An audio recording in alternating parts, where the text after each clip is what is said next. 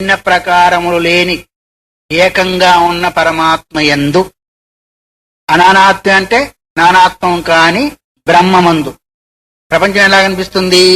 నానాత్మ రూపంతో కనిపిస్తూ ఉంది. అందువల్లనే కర్మ జరుగుతుంది. అందుకని అనానాత్వం, అందుకని నేహ నానాస్తి కించన, ఈ తత్వం అందు నానా ప్రకారాలుగా లేదు. ఆ నానాత్వరహితమైన బ్రహ్మమందు జ్ఞానకర్మనో సముచ్చయో నిరాకృత.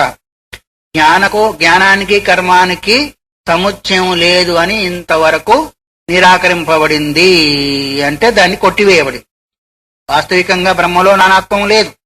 ఆ నానాత్వరహితమైన బ్రహ్మమందు జ్ఞానానికి కర్మకు సముచ్చయం లేదు. ఎందుకంటే బ్రహ్మం జ్ఞానస్వరూపం మాత్రమే. ఎక్కడైతే స్థానం జ్ఞానం ఉన్నప్పుడు ఒక జ్ఞానమే ఉంటుందో, బ్రహ్మమందు బ్రహ్మజ్ఞానం ఉన్నట్టు అహం బ్రహ్మాస్మి అనే జ్ఞానం ఉన్నప్పుడు అక్కడ నానాత్వము లేదు, కర్మ కూడా లేదు. కాబట్టి నానాత్వం లేని బ్రహ్మమందు జ్ఞానము కర్మము సముచ్చయం కాదు అని ఇంతవరకు నిరాకరణ చేశారు. అధునా పక్షాంతరాభ్యుపగమేనాపి ప్రత్యవస్థానే పూర్వబోధ అనాశ్వాసో యథా తథా విధీయతే. ఇంకొక పక్షం కూడా చెప్పారు కదా. మరి ఒక పక్షం అంగీకరించినందువల్ల రెండో పక్షాన్ని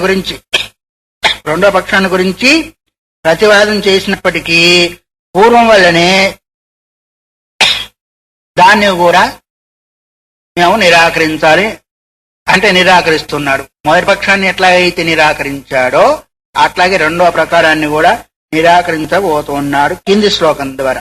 ఒక ప్రశ్నకు ఒక పక్షాన్ని మొదటి దాన్ని నిరాకరణ చేశాడు. ఇప్పుడు రెండో దాన్ని కూడా మళ్ళీ నిరాకరణ చేస్తే గాని అప్పుడు శుద్ధమవుతుంది అని అనుకున్న జ్ఞానకర్మ సముచ్చయవాదము అనే విషయాన్ని ఇంతవరకు చెప్పుకుంటా వచ్చాడు. ఆ రెండో పక్షాన్ని రేపు గాని చూద్దాం మనం. ఎందుకంటే విషయం క్లిష్టంగా ఉన్నప్పుడు అది కొంచెం కష్టంగా వినబడతా ఉంటుంది. అర్థమైతే పర్వాలేదు, పక్షము నిరాకరణ చేయాలి. సకృత్ ప్రవృత్యామృధ్నాతి క్రియాకారక రూపభృత్. వేదాంత వాక్యజన్యమైన జ్ఞానము ఒకసారి కలిగిందనుకోండి, ఆ కలిగిన తర్వాత కర్మరూపము కర్తరూపములో ఉన్న అజ్ఞానం ఉంటుందా పోతుందా? ఒకసారి కలగని రెండోసారి జీవితాంతం కలగనీగాక నేను బ్రహ్మస్వరూపమని ఒకసారి కలిగిన తర్వాత సకృత్ ప్రవృత్తి, ఒకసారి ప్రవృత్తి కలిగినందువల్ల క్రియాకారక రూప కారకము క్రియ ఈ రెండు ఎవరి యందు ఉన్నాయి? నేను జీవుణ్ణి కర్తను భోక్తను అనే దాని యందు ఉన్నాయి.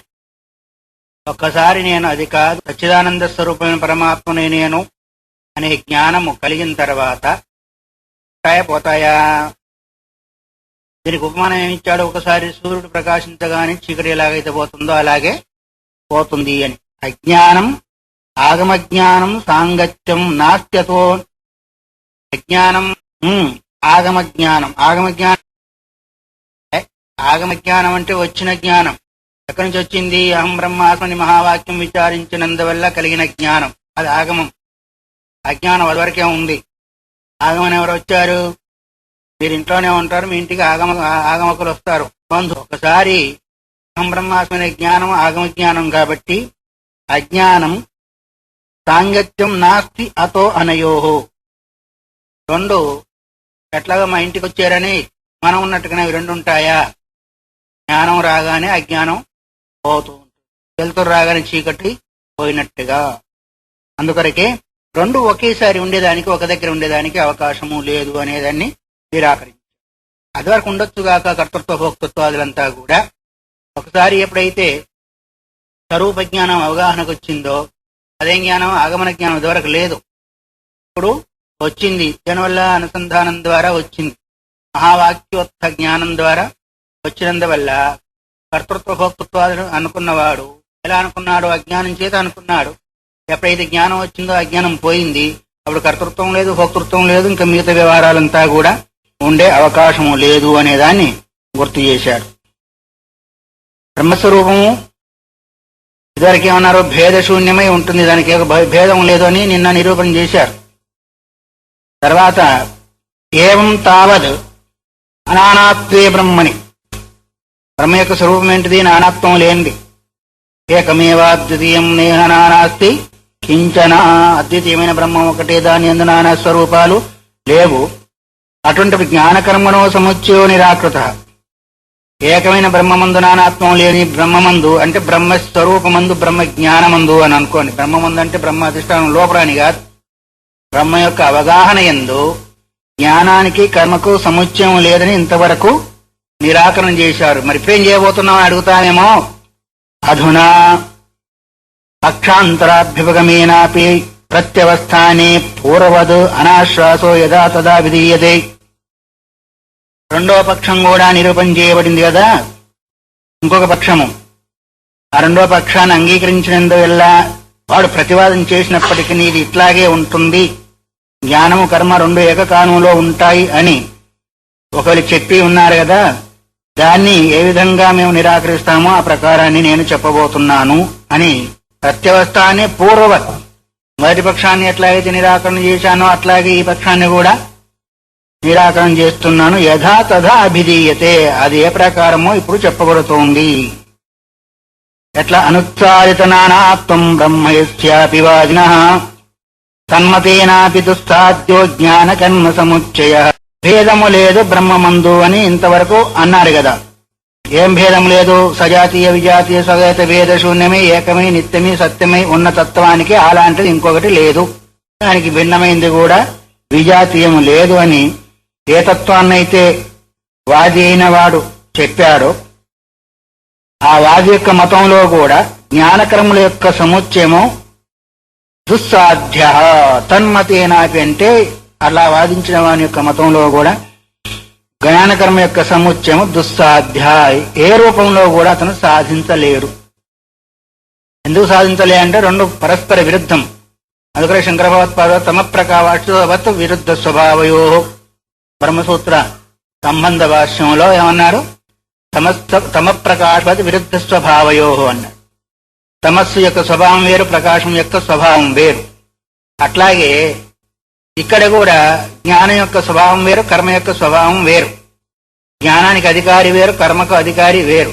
అందువల్ల అధికారం భేదం చేత ఫలభేదం చేత రెండు ఒక దగ్గర ఉండే అవకాశము లేదు అని ఈ విధంగా సిద్ధాంతి అయిన వాడు చెబుతూ, ఎందుకు బ్రహ్మ భిన్నము అభిన్నము అనేది మతం రెండు రకాలు చెప్పారు కదా. భిన్నమై ఉంది, అభిన్నమై ఉంది. స్వతా భిన్నమై ఉంది, అభిన్నమై ఉంది కూడా అనే మతం రెండు రకాలుగా చెప్పారు. కాబట్టి సంసార దశ ఎందేమో భిన్నంగా ఉంది, తెలుసుకున్న సమయంలో ఏమో అభిన్నంగా ఉంది అని కొందరు సంసార భేదమే కానీ వాస్తవికంగా భేదము లేదు అనే విషయాన్ని కూడా చెప్తూ ఉంటారు. అందువల్ల దాన్ని ఏ విధంగా మీరు సమన్వయం చేస్తారు అని ఒకవేళ పూర్వపక్షము అడిగినట్టయితే తస్య విభాగోక్తి దూషణ విభాగ ప్రజ్ఞప్తయే. వాళ్ళు ఏ విభాగాన్ని అయితే చేశారో భిన్నాభిన్నమై ఉంటుంది, అభిన్నమై ఉంటుంది అని. ఈ భిన్నాభిన్నం అనేది సాధ్యమైనంత వరకు విశిష్టాద్వైతవాదులు చెప్తూ ఉంటారు. కాబట్టి తస్య విభాగోక్తి దూషణ విభాగ ప్రజ్ఞప్తయే, వాళ్ళు విభాగం చేసి చెప్తున్నారు కదా, దాన్ని నిరాకరణము చేసేదానికో లేదో అది దూషణంతో కూడా ఉంది అనే ఉద్దేశం. దూషణం అంటే ఏంటిది? దూషణంతో కూడుకుంది అంటే కాదు, దోషయుక్తమైంది అని. దోషయుక్తమైంది దాన్ని ఇప్పుడు నేను చెప్తున్నాను. ఏ విధంగా? బ్రహ్మాత్మావా భవేత్ తస్య యదివా అనాత్మరూపకం ఆత్మనాస్తిర్భవేన్మోహ మోహాదితరస్యాప్య ఆత్మనః. అభేద భేదవాది యొక్క భేదాభేదం నుండి చెప్పాడు కదా. ఆ పక్షంలో ఒకవేళ అడిగినట్టయితే బ్రహ్మ ఆత్మస్వరూపం అవుతుందా లేదా? బ్రహ్మ ఆత్మ ఒకటేనా? ఆత్మ బ్రహ్మము వేరు వేరా? ఇదే కదా భిన్నాభిన్నము అభేదం అని. ఆత్మ బ్రహ్మ కంటే భిన్నమంటావా అభిన్నమంటావా? పక్షంలో అడుగుతున్నాడు. నీ పద్ధతి నువ్వు చెప్తే అట్లాగా భేదాభేదవాది రూపంలో అడుగుతున్నారు సిద్ధాంతి. ఏమనుకున్నా? బ్రహ్మ ఆత్మస్వరూపాన్ని కంటే ఆత్మస్వరూపమే అవుతుందా లేదా దానికంటే భిన్నమవుతుందా?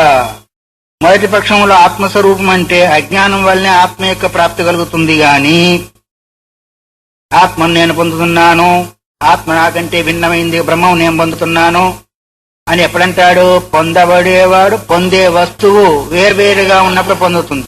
కాబట్టి వాస్తవికంగా చూసినట్టయితే అభేదం.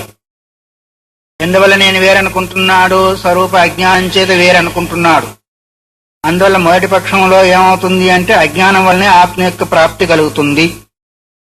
ఎలా ప్రాప్తస్య ప్రాప్తిలాగా కంఠ చామీరకవత అని చెప్పారు కదా ఇదివరకు. అందువల్ల రెండవ పక్షంలో భేదాభేదం అంటావా, ఆత్మ గాని బ్రహ్మము ప్రాప్తి కలగనే లేదు. బ్రహ్మము ఆత్మ కాదు అంటే ఆత్మ కానప్పుడు ఇంకా దొరికేది ఎక్కడ? ఏం దొరుకుతుంది? ఆత్మ కాకపోతే అనాత్మ దొరుకుతుంది. అందువల్ల భిన్నాభిన్నం అనే దానికి లేదు అనే దాన్ని ఈ విధంగా ఆయన సమన్వయం చెప్పారు. బ్రహ్మసువాప్తి స్వతసిద్ధమైంది. ఎట్లా స్వతసిద్ధమైంది అంటే నేను వస్తున్నాను, నేను తింటున్నాను, ఫలానా అని వ్యవహారం చేసినప్పుడు తన బ్రహ్మస్వరూపం చైతన్య స్వరూపంగా ఉండి చెప్తున్నాడా, జడ స్వరూపం చెప్తున్నాడా? మరి చైతన్య బ్రహ్మం చైతన్య స్వరూపమైనప్పుడు ఇది అది ఒకటా వేరువేరా? వేరు అంటే అప్రాప్తస్య ప్రాప్తి అవుతుంది, ఒకటి అంటే ప్రాప్తస్య ప్రాప్తి అవుతుంది. అందువల్ల ఈ రెండు చెప్పే అవకాశం లేదు. అందుకే అప్రాప్తస్య ప్రాప్తి అంటే అక్కడ కర్మ చేయాలా, అక్కడికి వెళ్ళి దాన్ని పొందాను అని భావన చేసేవాడికి వస్తుంది. అందువల్ల కర్మకు అక్కడికి వెళ్ళిన తర్వాత కూడా మరి నా స్వరూపం ఎటువంటిది అనేది జ్ఞానము కావాలి కానీ కర్మ నీకు చేయదు. అందువలనే అప్రాప్త జ్ఞానమాత్రం చేత సంభవించేది అజ్ఞానము, జ్ఞానమాత్రం చేత నివర్తించేది. అది అజ్ఞానం దేని చేత నివర్తిస్తుంది? జ్ఞానమాత్రం చేత నివర్తిస్తుంది. అది దానికి ఇంకో సంధానము కర్మ చేత అది పోనే పోదు.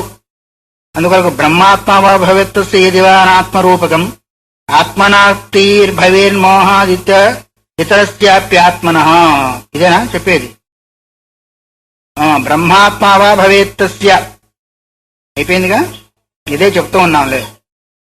యదివా అనాత్మరూపకం, బ్రహ్మ ఆత్మస్వరూపం అంటావా అనాత్మస్వరూపం అంటావా?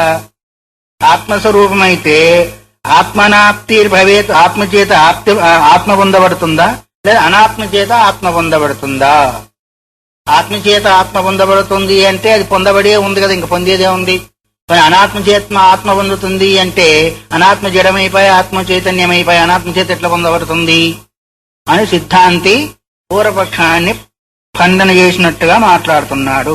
కాబట్టి భేదాభేదము ఇక్కడ సిద్ధించే అవకాశము లేదు. తత్ర యది తావద్ వాస్తవేనైవ వృత్తేన బ్రహ్మ ప్రాప్తమాత్మ స్వాభావ్యా కేవల మాసురం మోహాభిధామాత్రమేవ అనాప్తి నిమిత్తం తస్మిన్ పక్షే. ఒకవేళ బ్రహ్మ ఆత్మస్వరూపం కంటే అభిన్నమై ఉంది అని వాస్తవ స్థితి చేత పొందబడుతుంది అంటే ఏమంటున్నాడు? ఆసుర మోహ పిధాన మాత్రమేవ. విధానం ఏంటిది? అజ్ఞానం. ఆసనం అంటే అసురునితో సమానం. అజ్ఞానం దేంతో సమానం అంటే పోల్చాడు అసురుడితో. అసురుడు ఏం చేస్తాడు? ఎదుటి వాళ్ళను బాధించడమే తప్ప వాస్తవికంగా లేదు. అందుకని అజ్ఞానం ఏం చేస్తుంది? తన్ను బాధిస్తుంది, ఎదుటి వాళ్ళను కూడా బాధిస్తుంది. వల్ల యది తత్ర తావద్ వాస్తవేనైవ వృత్తేన బ్రహ్మ ప్రాప్తం, వాస్తవ వృత్తి ద్వారా బ్రహ్మ పొందబడుతుంది అని అంటే స్వాభావ్యాత్ కేవలం ఆసుర మోహాత్. ఎందుకంటే ఆ అసుర సంబంధమైన అజ్ఞానము ఆవరణ మాత్రమే బ్రహ్మ పొందబడి ఉండుటకు నిమిత్తమైంది కదా. నేను బ్రహ్మమును కాదు అనే భావన వచ్చేదానికి కారణమేంటిది? అసుర స్వరూపమైన అజ్ఞానం కారణం. అందువల్ల ఆ కారణం చేతనే నేను కాదనుకుంటున్నాడు కానీ వాస్తవికంగా తనకంటే భిన్నంగా బ్రహ్మ లేదు అనే పక్షము విధానమేత్ర మేవ అనాప్తి నిమిత్తం. అక్కడ ఆవరణ మాత్రమే పొందబడలేదు అనేదానికి కారణం. ఏమావరణము? అజ్ఞానావరణం మాత్రమే పొందబడలేదు కానీ వాస్తవికంగా అక్కడ పొందబడింది లేదు అనే దాన్ని కూడా ఇప్పుడు ఆ దూషణాన్ని కూడా కనబరుస్తూ ఉన్నాడు. విధాన భంగాయ, మోహం అనే విధానం ఆవరణాన్ని భంగం చేయాలి అంటే మోహం అనేదే ఒక ఆవరణ. దాన్ని భంగం అంటే ఏంటిది? తీసివేయాలనుకుంటే, నష్టం చేయాలనుకుంటే, నశింపచేయాలనుకుంటే నైవ కర్మాని కారణం. కర్మ అక్కడ కారణం కాదు. అజ్ఞానం చేత కదా కర్మ చేసేది. అజ్ఞాన కారణం చేతనే కర్మ చేసేది. మరి ఆ అజ్ఞానంతో ఉత్పన్నమైన కర్మ మళ్ళీ అజ్ఞానాన్ని నివృత్తి చేయలేదని నిన్న చెప్పాడు లేదా? ఎవడు ఉపజీవ్యము ఉపజీవక భావం చేత నశించేది కాదు. ఎవడి వల్ల ఎవడు జీవిస్తున్నాడు, జీవించేవాడు ఎవని ద్వారా జీవిస్తున్నావని చంపగలుగుతాడా? అందుకొరకు అజ్ఞానం చేత కర్మ జరిగినందువల్ల కర్మ మళ్ళా అజ్ఞానాన్ని నష్టము చేయలేదు అనే విషయాన్ని ఇక్కడ గుర్తు చేస్తున్నాడు. మోహపిదాన భంగాయ నైవ కర్మాని కారణం. మోహాన్ని పోగొట్టాలి అంటే అక్కడ కర్మ కారణము కాదు. ఎందుకు? జ్ఞానేనే ఫలావాప్తే తత్వ కర్మ కరోతి కిం. ఆ మోహపిదాన భంగము జ్ఞానం చేత కలుగుతుంది. అక్కడ కర్మ ఏం చేస్తుంది? ఇంకా ఏం చేసే అవకాశం లేదు. జ్ఞానం చేతనే ఆవరణ భంగం అవుతుంది గాని కర్మ చేత ఆవరణ భంగం అయ్యే అవకాశము లేదు, కాదు. అందుకు కర్మలు కూడా ఎప్పుడు నిమిత్తమో కాదు. అజ్ఞానం చేతనే కర్మ జరుగుతుంది కాబట్టి జ్ఞానం చేత అజ్ఞాన నిమిత్తమైన ఫలం ప్రాప్తిస్తున్నప్పుడు కర్మకు అక్కడ తావు లేదు, దాని యొక్క ప్రయోజనం కూడా లేదు అనేదాన్ని ఇప్పుడు నిరూపణ చేసి బ్రహ్మస్వరూపం ప్రత్యేకాత్మక అంటే భిన్నమా అభిన్నమా అని, భిన్నమా అనేది అన్ని రెండో ప్రశ్న వేశాడు కదా. దాని భిన్నమా భిన్నమా అనేది ఇప్పుడు అభిన్నాన్ని సమన్వయం చేసి చెప్పారు. ఆత్మ కంటే బ్రహ్మము భిన్నమా అనే దాన్ని ఇప్పుడు దూషణ దాన్ని నిరాకరణ చేశారు. అనాత్మరూపకేతు బ్రహ్మని నా కర్మ సాధనమానో. బ్రహ్మము అనాత్మగా ఒకవేళ చెప్పినట్టయితే అక్కడ కూడా కర్మ సాధన కాబోదు. ఎందుకు? నాభి జ్ఞానం కర్మ సముచితం. జ్ఞానంతో కూడుకున్న కర్మ సాధనం. కేవల కర్మ సాధనం కాదు, జ్ఞానంతో కూడుకున్న కర్మ కూడా సాధనం కాదు. ఎందుకు అంటే ఒకవేళ అవుతుంది అంటే సముచితం అసముచితం ఆత్మను బ్రహ్మంగా నువ్వు చెప్పినట్టయితే కేవల కర్మ అక్కడ గుర్తు చేస్తుందా, పొందింపజేస్తుందా? ఏదో జ్ఞానంతో కూడుకున్న సముచ్చయంతో కూడుకున్న కర్మ చేస్తుందా? యస్మాద్ అన్యస్య స్వత ఏవ సాధకస్య బ్రహ్మణోపి అన్యత్వం స్వతయేవ సిద్ధం తత్ర ఏవం. ఏం చెప్తున్నాడు అంటే కొంచెం తికమకంగా ఉంటుంది. బ్రహ్మ ఆత్మస్వరూపం కాదు అని ఒకవేళ అన్నట్టయితే కర్మ సాధ్యం కూడా కాదు. అర్థమైందా? ఎందుకు అంటే కర్మతో సముచితమైన జ్ఞానం గాని కర్మ గాని జ్ఞాన సాధనం లేకుండా పొందేదానికి అవకాశము లేదు. కర్మజ్ఞానం లేకుండా కర్మ చేయలేడు. కేవల కర్మ కూడా అక్కడికి వెళ్లే అవకాశము లేదు. అందువల్ల సముచిత అలాంటి వాడు బ్రహ్మప్రాప్తిని ఎలా సాధించగలుగుతాడు? ఎందుకంటే స్వయంగానే అతను భిన్నుడై ఉన్నాడు కదా. నేను బ్రహ్మాని కంటే భిన్నుని అనుకున్నవాడు తద్రూపాన్ని ఎట్లా పొందగలుగుతాడు? కర్మ చేత పొందలేడు, జ్ఞానం చేత పొంద. ఎందుకంటే నేను భిన్నమే అనుకుంటున్నాడు కదా ఆత్మ. అంటే ఆ భిన్నం అనుకునేది దేని వల్ల అనుకున్నాము? అజ్ఞానం వల్ల. ఎప్పుడు నేను భిన్నమే అనుకున్నప్పుడు కర్మ చేత పొందలేడు, జ్ఞానంతో కూడుకున్న కర్మ చేత కూడా పొందే అవకాశం భిన్నంగానే ఉంటుంది గాని అభిన్నమయ్యే అవకాశము లేదు. అందువల్ల ఉండగా బ్రహ్మకును భేదం స్వయగానే సిద్ధమైంది. నేను వేరు బ్రహ్మం వేరు అనే భేదము తనకు తానే సిద్ధం చేసుకుంటున్నాడు గాని నేను బ్రహ్మము ఒకటే అనే భావన అక్కడ కలగడం లేదు, కలగదు కూడా. బ్రహ్మప్రాప్తి మోక్షానికి కర్మలు సాధలుగా అని ఇంతవరకు అంతా కూడా చెప్పాడు. జ్ఞానం కూడా సముచితం కాదు అని అనుకున్నప్పుడు ముముక్షు అయిన వాడు నేను బ్రహ్మ కంటే భిన్నమైన అనుకున్నప్పుడు బ్రహ్మ కంటే భిన్నం కాదనుకున్నప్పుడు కదా సాధన చేస్తాడు. నేను భిన్నం అనుకున్నప్పుడు ఇంకా సాధన చేయడం వాడిగానే ఉంటాడు, వీడు వీడిగానే ఉంటాడు. ఒకటి అనుకున్నప్పుడు కదా ఎట్లా ఒకటి అనుకుంటాడు. భిన్నము అనే నిర్ధారణ అయిన తర్వాత వాడు సాధనే చేయడు. సాధన ఎప్పుడు ఎందుకు చేస్తాడు? నా స్వరూపం అదే కాబట్టి నేను ఆ స్వరూపాన్ని పొందాలి లేదా అవగాహన చేసుకోవాలనుకున్నప్పుడు సాధన జరుగుతుంది. కానీ స్వతహాగా నేను భిన్నము నాకు సంబంధం లేదనుకున్నప్పుడు సాధన చేసే అవకాశమే లేదు. అందువల్ల ప్రత్యేగాత్మ పరమాత్మ యొక్క స్వతభేదము ఉన్నప్పటికీ అభేద సంపాదన చేస్తామని ఒకవేళ అంటావేమో. నేను వేరు అది వేరు అనుకున్నప్పటికీ నేను అభేదాన్ని సాధిస్తామని ఒకవేళ అంటావేమో. అది కూడా సంభవము కాదు. అన్యాత్మత ప్రాప్తౌ నక్వచిత్ హేతు సంభవ తస్మిన్ సత్యపి నా అనష్ట పరాత్మానం ప్రపద్యతే. ఒక వస్తువు మరొక వస్తువుకు తాదాత్మ్యం పొందుట సంభవించదు. ఒక వస్తువు ఇంకొక తాదాత్మ్యం అంటే ఏంటిది? దానిలో కలిసిపోవడం. ఒక వస్తువు ఉంది అంటే ఇంకొక వస్తువులు కలిసి కుండ ఉంది గుడ్డలో తాదాత్మ్యం చెందమంటే చెందుతుందా? నీళ్లు ఉన్నాయి, అగ్నిలో తాదాత్మ్యం చెందుతుందా? మరి నువ్వు అనాత్మ స్వరూపమై ఆత్మలో తాదాత్మ్యం చెందుతా అంటే ఎట్లా అవుతుంది? రెండు ఏక వస్తువులు తాదాత్మ్యం చెందుతాయి గాని భిన్న భిన్న వస్తువులు ఒకే దానిలో తాదాత్మ్యం చెందే అవకాశం లేదు. నేను బ్రహ్మాండం కంటే భిన్నం అనుకున్నావు, నేను బ్రహ్మం కాదనుకున్నావు, అయినా కానీ నేను సాధిస్తాను అని ఒకవేళ నువ్వు పట్టుబడుతున్నావే, అన్య వస్తువు ఇంకొక వస్తువులో తాదాత్మ్యం చెందే అవకాశం లోకంలో కూడా కనిపించడం లేదు. అందుకొరకే ఒక వస్తువు ఇంకొక వస్తువు అంటే అన్యస్య అన్యాత్మత ప్రాప్తవు నకచిత్ హేతు సంభవ, అక్కడ ఏ కారణాన్ని కూడా నువ్వు చూపించలే అవకాశం లేదు. ఎందుకంటే లోకంలో కనిపించడం లేదు, వ్యవహారంలో లేదు, అనుభవంలో కూడా లేదు. కాబట్టి నా హేతు సంభవ తస్మిన్ సత్యపి నా అనష్ట, ఒకవేళ ఆ విధంగా కారణం సంభవించడం లేదు కాబట్టి ఆ విధంగా ఉన్నప్పటికీ అన్య వస్తు తాదాత్మ్యం సంభవించదు కాబట్టి తాను నశించిన వస్తువు అన్య వస్తు స్వరూపం పొందనేడు. తాను నశించైనప్పటికీ ఇంక ఎదుటి వస్తువుని పొందలేడు. ఎట్టి పరిస్థితిలోనూ తానుగానే ఉంటాడు, ఎదుటి వస్తుగానే ఉంటుంది. కాబట్టి ఐక్యము ఏకత్వము అక్కడ ప్రతిపాదన కాదు. అందువల్ల బ్రహ్మానికంటే ఆత్మ భిన్నము అనుకుంటే ఇంకా మోక్షం అనేది లేకుండానే పోతుంది. దానికి ఇంకా ప్రయత్నం చేయవలసిన అవసరం కూడా ఉంది. ఒకటే అనుకున్నప్పుడు కూడా ప్రయత్నం జరుగుతుంది, వేరు వేరు అనుకున్నప్పుడు ప్రయత్నం జరిగే అవకాశమే లేదు. అందుకని పరస్పరమైన భిన్న వస్తువులు ఎట్లాగైతే ఒకదానిలో ఒకటి తాదాత్మ్యం చెందకుండా ఉంటుందో, ఆత్మ వేరు బ్రహ్మం వేరు అనుకున్నప్పుడు ఇంకా తాదాత్మ్యం చెందేది లేదు, చెందేదానికి ప్రయత్నం కూడా లేదు, చెందుతున్న దానికి కారణం చెందుతుంది అనేదానికి కారణం కూడా కనిపించడము లేదు. అందువల్ల ఈ విధంగా పరమాత్మ ఒకవేళ ఇంకంతా పరమాత్మ సంసార దశయందు సత్యాత్మ కంటే భిన్నాభిన్నమై ఉంటుంది గాని కేవలం భిన్నంగా ఉండదు. సంసార దశయందు భిన్నాభిన్నంగా ఉంటుంది, కేవలం భిన్నంగా ఉండదు, భిన్నాభిన్నంగా ఉండదు. అంటే భిన్నమై ఉంటుంది, అభిన్నమై ఉంటుంది అని అంటావేమో. ఆ పక్షంలో కూడా పరమాత్మానుకూలైన జ్ఞానాభ్యాసేన దుఃఖిన ద్వైతినేపు విముచ్చేరన్ న పరాత్మ విరోధిన. పరమాత్మ అనుకూలైన పరబ్రహ్మకు అనుకూలమైన ఉపాసన చేసినందువల్లనే దుఃఖితులైన భేదవాదు జ్ఞానాభ్యాసేన దుఃఖిన, జ్ఞానం యొక్క అభ్యాసం చేత.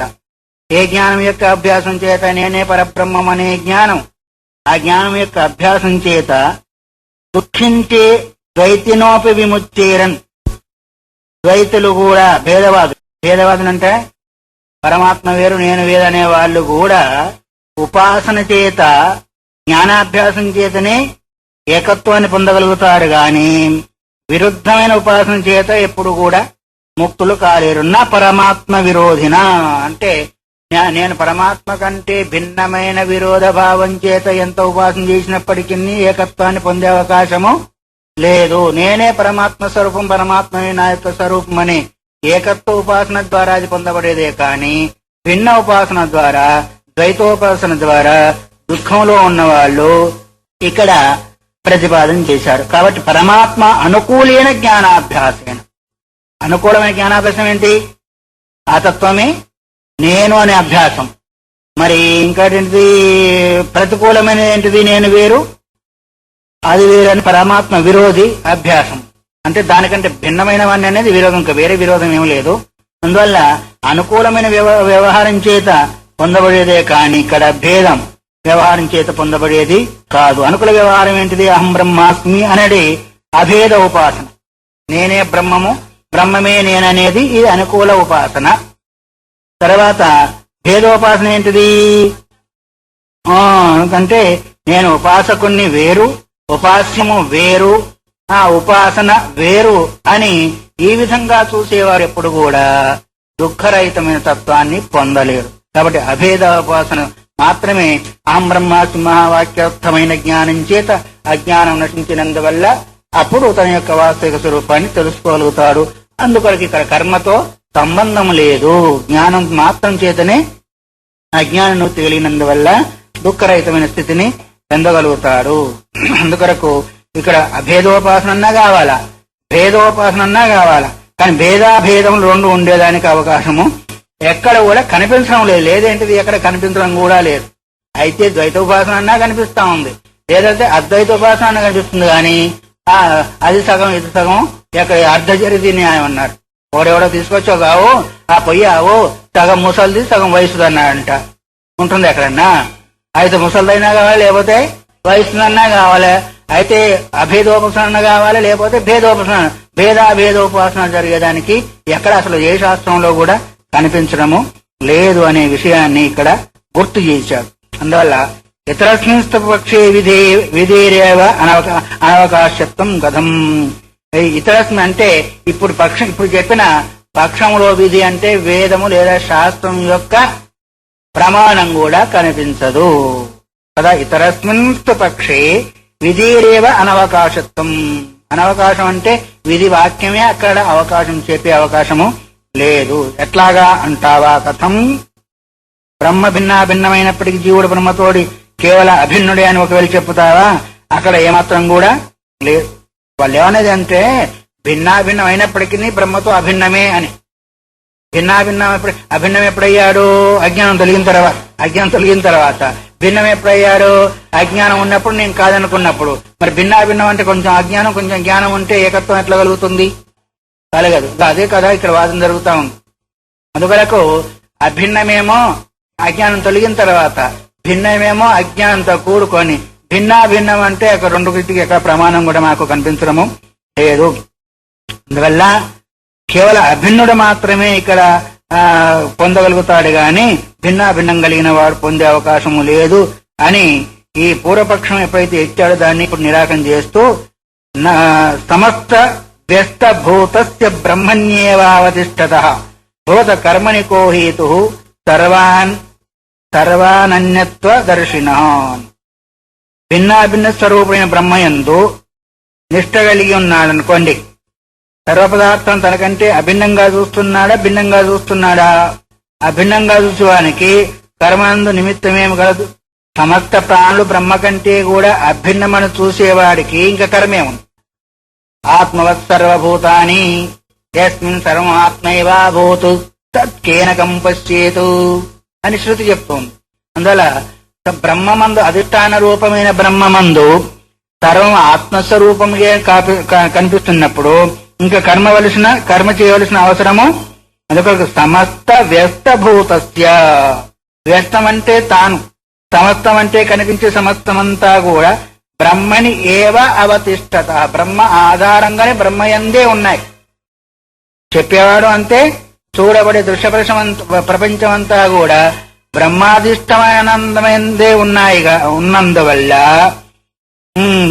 కర్మని కోహేతు బ్రూత సర్వాన్ అన్యత్వ దర్శన అనన్యత్వ దర్శన.